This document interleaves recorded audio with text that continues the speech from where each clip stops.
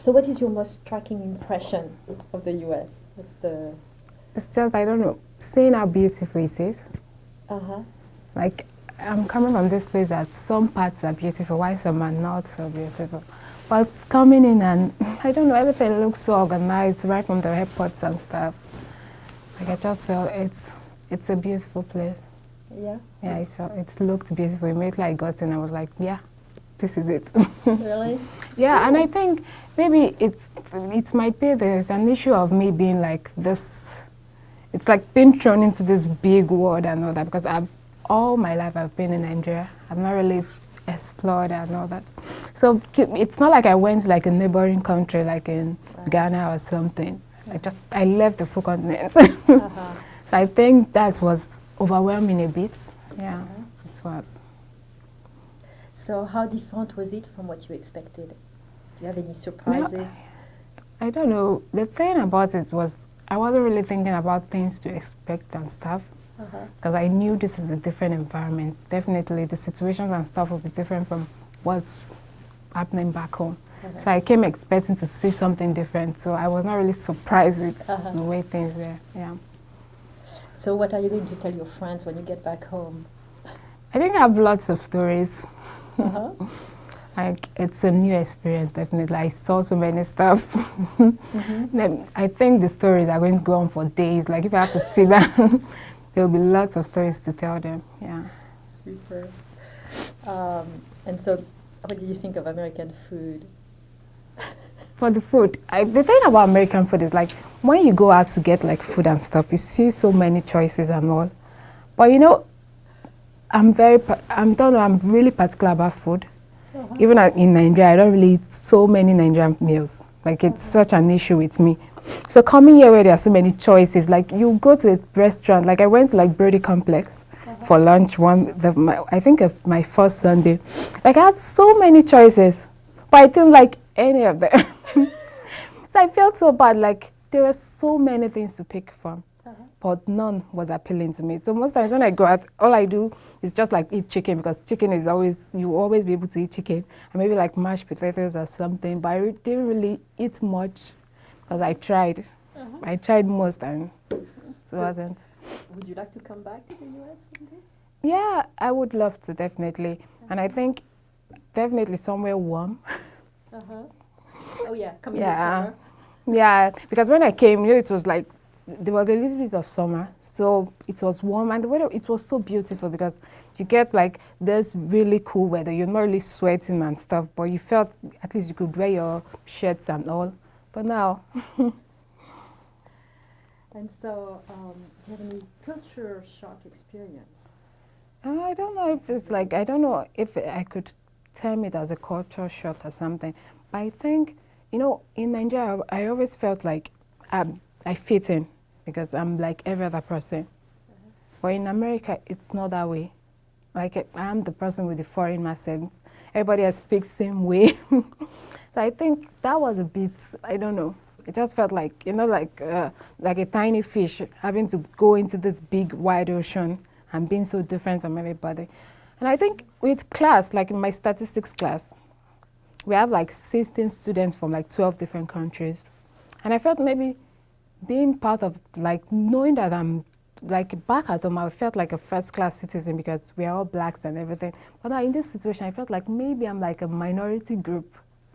So there's this, like, it's like you being a king in your place and coming over to somewhere you're like a prince, like a princess. So I think maybe that there was a little something there. But the thing with time, I got over it because definitely there's like a big melting point. You see so many people from different places.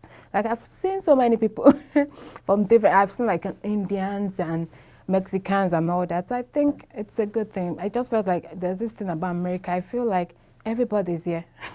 Like, you don't really meet like one set. You get to meet everybody from different places. Like, I think I saw an European being free. I think it's a good thing. It's like just this melting point of everybody. Yeah, it's a good place. So what did you like the most about American teaching? Oh, I love the fact like it was broken down to like these very tiny bits. It was so easy to understand. Like you get to like think about I don't know, I felt, before coming here, I felt like with some calculation and stuff, it's really this complicated big thing. But when I got here, the way, like, because Dr. Nikki was my statistics teacher, so the way she did it, like she broke it down to like this tiny, tiny, tiny bits. Like it was so easy. I felt like when it was like, oh, these things were some of the, because they were like similar with some of the things I learned back at home. But now it's as if it's more easier, knowing that they had this process and the fact that I had so many possibilities and so many resources at my disposal. It was very easy to understand everything that has been taught. Yeah. And what do you like in Nigeria at Ibadan? Yeah, the thing about Nigeria, like in my class, like most of these people, I know them.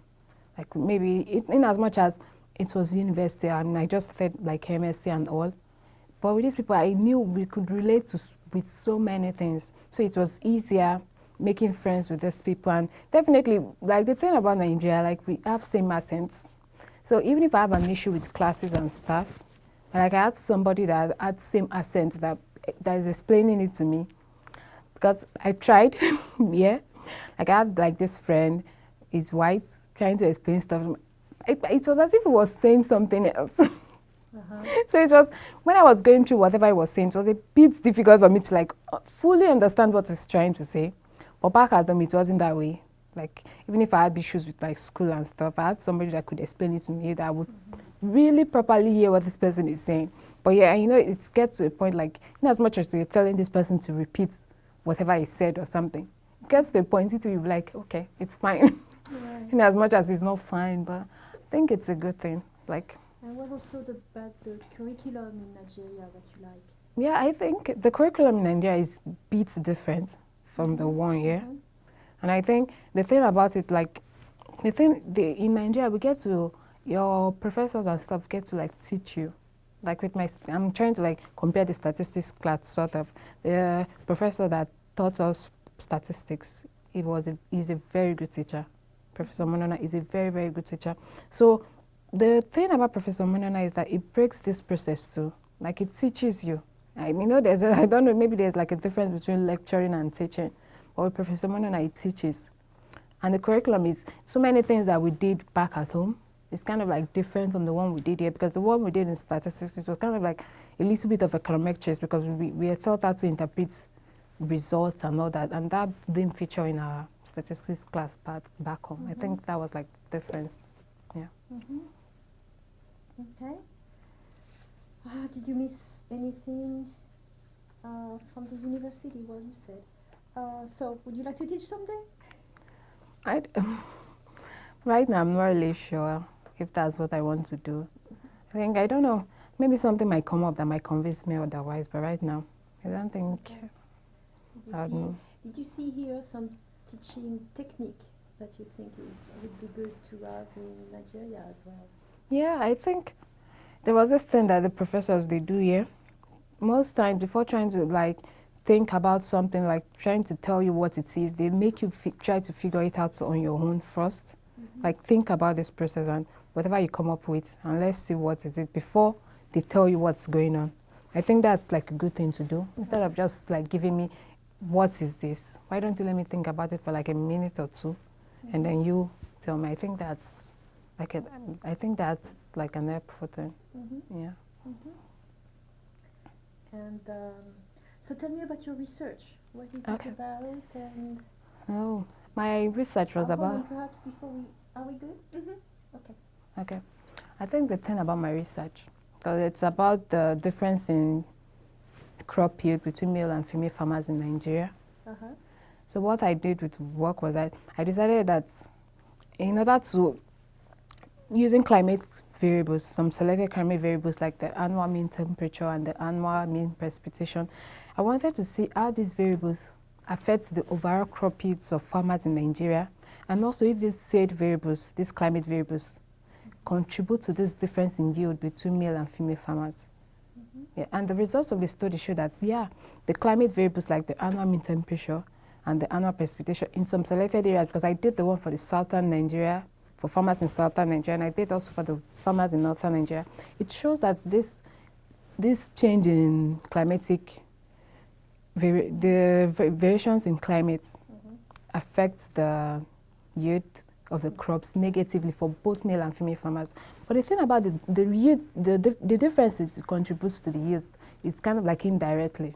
Because the thing about the study, what I did at first, I had to know how well endowed these farmers are, the male and female farmers, because I needed to know if the male farmers are well off compared to that of the female farmers. And the results clearly showed that the male farmers are well off compared to that of the female farmers, because those female farmers, in some situations, they don't forget to cultivate like crops that are going to give them more income. Like in some selected regions in the country, these female farmers, they don't forget to contribute. They are restricted in decision making on their own plots. It's kind of like a family thing, but with the male farmers, they have like the sole right and sole decision making power concerning the plot. So it really showed that there's a disparity between the yields of male and female farmers. The male farmers are well off compared to that of the female farmers. And also these climate variables, they contribute to the yields, the difference in yields between male and female farmers, but indirectly. But how much they contribute to the yields, I didn't estimate that. So I think further studies should be done to estimate how the difference, how large is this difference that they contribute to the difference in yields between male and female farmers. Yeah. So while you were here, you took a class in statistics and worked on the topic of women's farming productivity levels in Nigeria. Yeah. Can you tell us 2 ways your time experience here has impacted your research? Okay. When I was doing the research, like, I had so many resources at my disposal, so it really, really helped with my analysis and everything. And also, having to work with so many professors, like I worked with Dr. Laura and also worked with Dr. Sarida, and also there was a student, PhD student, Awa. She was really helpful. So having to work with people that are so good in their fields really motivated me to be a better person, and also to carry over this, to make my work as best as possible, because I wanted, being around people that are so good, you also want to be good. I think it really motivated me. And for my statistics class, we were taught how to interpret results and all. So it really, really helped with me being able to interpret my results. Yeah. So are there things that you learned at MSU that were not available in Nigeria that you can take and share when you go back home? I think the thing about, I think most are available in Nigeria. But it's just being in a situation, like for me, being in a situation that I'm kind of like all alone. Some of those things that I could easily have asked somebody back home, I had to do it on my own. So I think it really helped my learning process. Not everybody gets to like be in a situation like, like if you don't do this yourself, nobody's going to help you. So I think it really helped, but I don't do something like that. With a situation like that, it has to be like a personal something. I can't really say it's something that everybody has to go through, because definitely it's not everybody that have to go through that process. And I'm just like one of the lucky ones to be able to be given that opportunity to build myself on my own. And I think, yeah. But with the other parts, I think eventually these are things that are applicable in Nigeria that people could always have access to. Yeah. And do you see some ways that you can share this knowledge with your friends when you go back? Because I think when I'm going back, like there are going to be like seminars and all to talk about my experience here. Definitely, these are ways I could always tell people about what's going on the program, because I think the program is going to be on for 5 years. So definitely it's going to create like an awareness. Let them know that something like this is happening. Yeah. Are there some special things that special points that you are taking home with you from this experience? Yeah, I think definitely this experience has made me a better student. Yeah, because, there's this thing about, I don't know, I think maybe it's about working with people that are so good. Like everything, especially with my academics, like I just want to be like the best right now. So even with my research and everything, it's something like, in as much as so many times you might feel lazy and tired, and you want to like not give it all your all and all. But right now I feel like with everything I'm doing, it's important that I put in like the full 100% in it. And I think learning a lesson like that is really, really valuable. Yeah. That's something else you would like to say? Yeah. I think about the program, I'm just really happy that something like this came up and I was able to benefit from it because it's a very good thing. Like being able to leave your place and try to build on yourself as a researcher, it's a very good thing. And I'm really, really lucky and thankful and appreciative of the opportunity that I got. Yeah.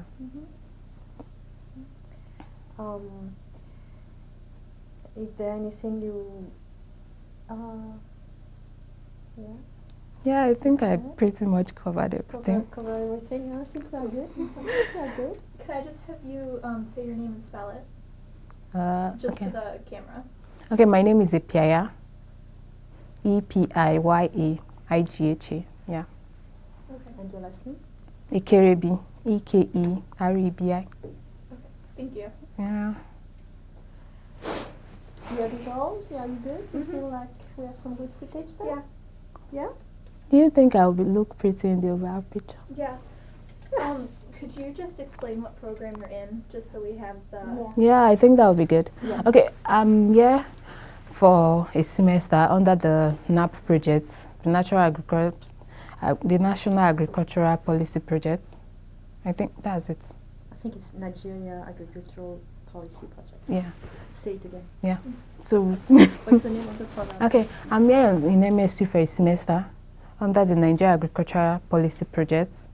It's a USAID sponsored project, which the aim of one of the main objectives of the project is to improve the abilities of researchers in Nigeria.